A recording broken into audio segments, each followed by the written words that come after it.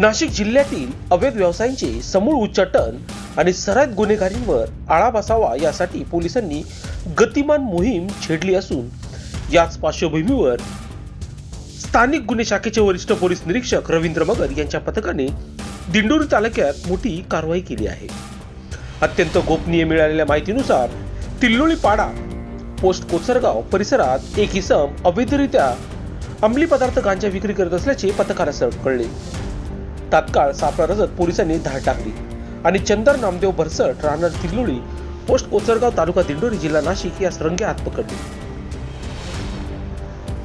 या कारवाई दरम्यान आरोपीच्या ताब्यातून तब्बल 50 किलो 130 ग्रॅम गांजा, बाजार मूल्य अंदाजे 10 लाख रुपये असा मोठा अंमली पदार्थ जप्त करण्यात आला आहे।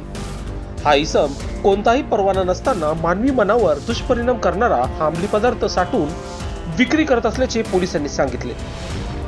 घटनेप्रकरणी दिंडोरी पोलीस ठाण्यात NDPS कायदा कलम 8 क 20 ब 11 ब अंतर्गत गुन्हा दाखल करण्यात आला आहे। या गांजाचा साठा नेमका कुठून आणला, अजून कोण कोण यामध्ये सामील आहे आणि विक्रीचे जाळे किती मोठे आहे याचा तपास स्थानिक गुन्हे शाखेचे पथक सखोलपणे करीत आहे। लोकशास्त्र न्यूज साठी नाशिक प्रतिनिधी लक्ष्मीकांत निकम।